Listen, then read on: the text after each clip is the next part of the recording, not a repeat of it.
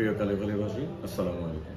আগামী ২১ তারিখ সম্ভবত পবিত্র ঈদ উল ফিতর বাংলাদেশে উদযাপিত হতে যাচ্ছে। সরকার নির্বাহী আদেশে ১৮ তারিখ ছুটি ঘোষণা করেছে। আমরা ঈদ উপলক্ষে কালোখালী উপজেলার প্রশাসন হতে বিভিন্ন কার্যক্রম গ্রহণ করেছি।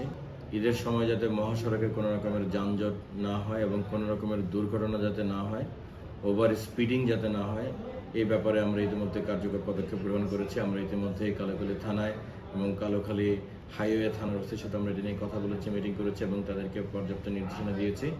পাশাপাশি আপনার আইন শৃঙ্খলা পরিস্থিতি যাতে স্বাভাবিক থাকে, অপরাধ প্রবণতা যাতে বৃদ্ধি না পায়, আমরা মাঠে থাকবো এক্সিকিউটিভ ম্যাজিস্ট্রেট হিসেবে।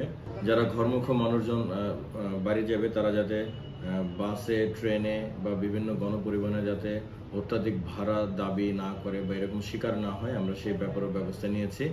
ইতিমধ্যে আমরা প্রত্যেকটি গুরুত্বপূর্ণ জায়গায় আমরা মেসেজ দিয়েছি যাতে বাসের ভাড়া বৃদ্ধি না পায়। আপনারা জানেন যে এই বৃহত্তর রাজবাড়ী এলাকাতে, বিশেষ করে কালোখালী, পাংশা বা এই এলাকাগুলোতে কিন্তু মাদকের একটা ভয়াবহ ছোবল আমরা দেখতে পাচ্ছি।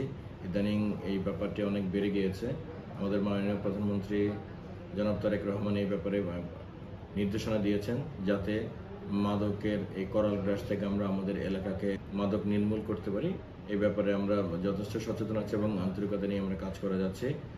মাদক নির্মূলে আমরা নিয়মিত মোবাইল কোর্ট অভিযান পরিচালনা করছি এবং জেল জরিমানা করছি। মাদক সেবী যারা আছে এবং মাদক ব্যবসায়ী যারা আছেন তারা অনেক সময় ভাবেন যে এই সময় তো আসলে ছুটির সময়, বন্ধের সময়, প্রশাসনের লোকজনের ছুটিতে আছে। আমরা তাদেরকে কড়া বার্তা দিতে চাই, এই ঈদের বন্ধের মধ্যেও প্রশাসন কিন্তু সর্বোচ্চ সতর্ক এবং সজাগ থাকবে এবং এই ঈদের বন্ধে কিন্তু মোবাইল কোর্ট অভিযান এবং নিয়মিত মাদকের বিরুদ্ধে নিয়মিত অভিযান এবং মোবাইল কোর্ট অভিযান পরিচালিত হবে। সকালে ভালো থাকবেন, সুস্থ থাকবেন। সকালকে আমরা অগ্রিম ঈদ মোবারক জানাচ্ছি।